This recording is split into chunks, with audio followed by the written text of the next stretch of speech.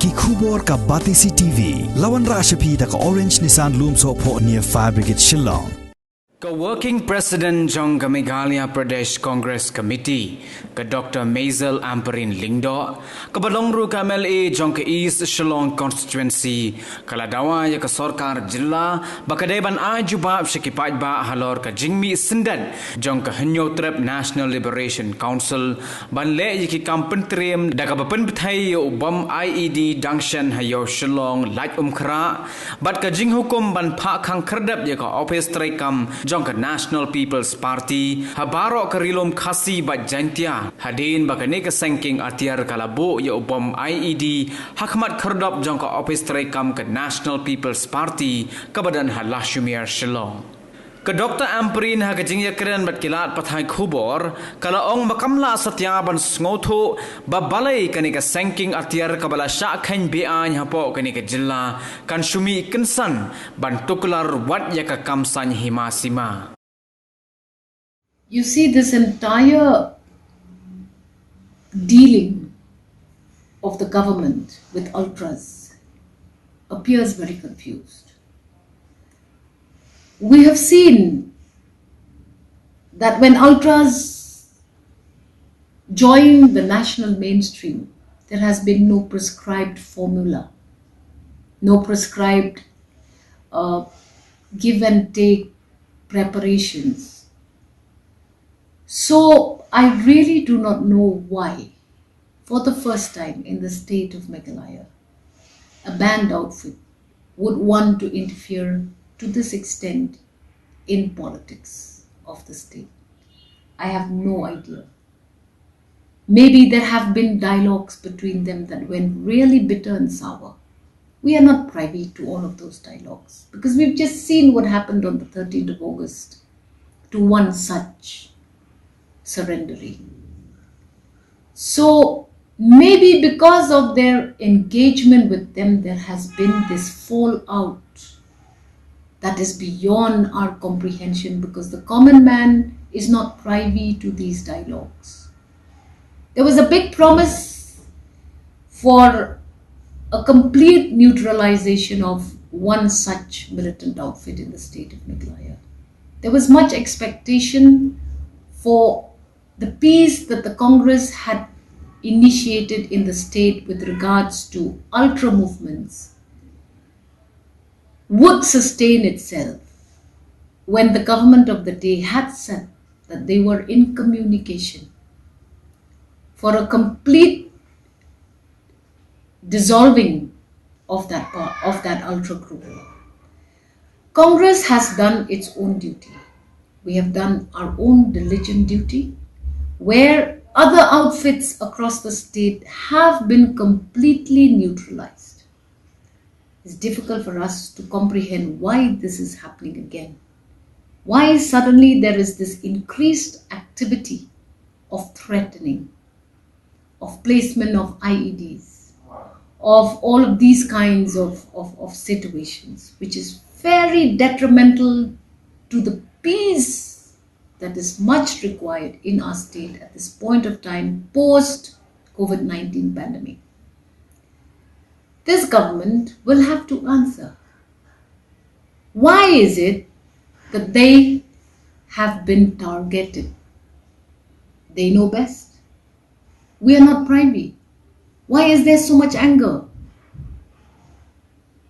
One group will not be so angry unless something really bitter has happened. I'm just presuming because I don't know. We tried to bring up a couple of questions in the last session on the floor of the assembly to discuss this matter. But unfortunately, those questions lapsed. And we were not able to discuss.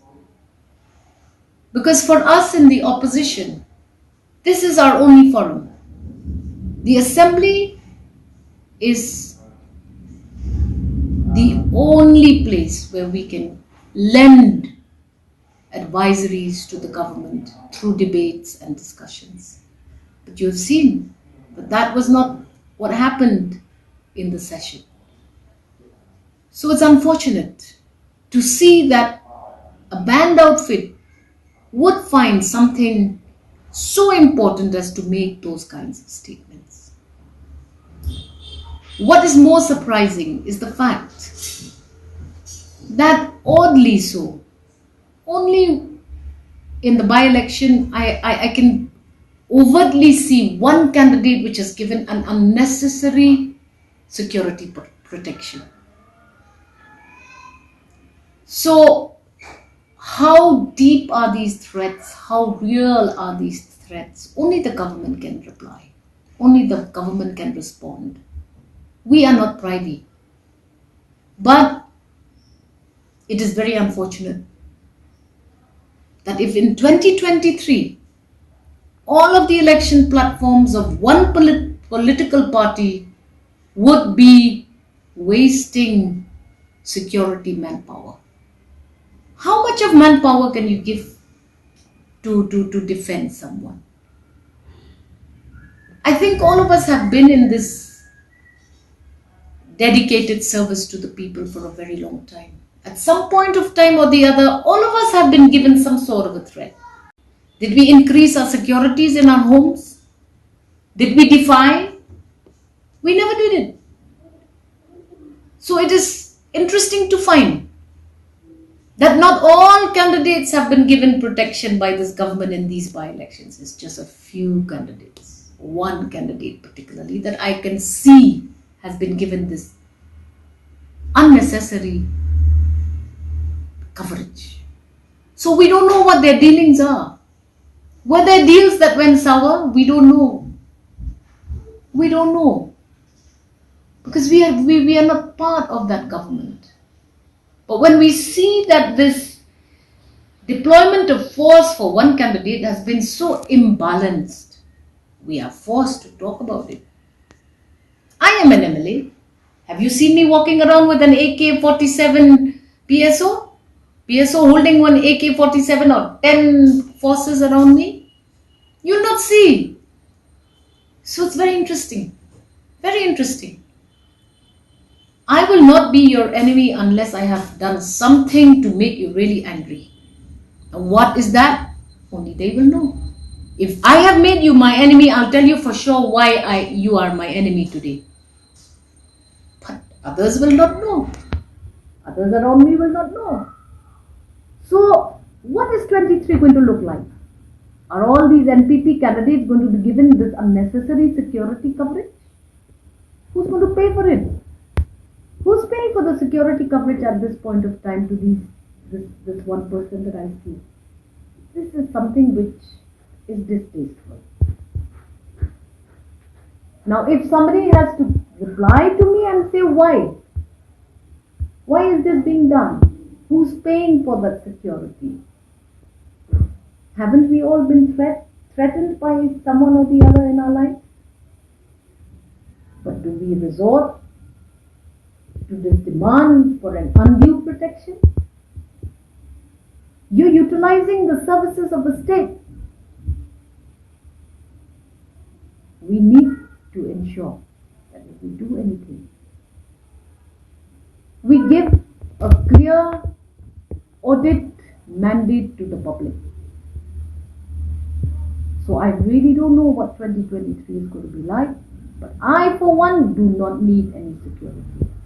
Because I go to my people with a promise to serve them. Not to be served, but to serve. So this is the interesting factor that I have seen in this by-election.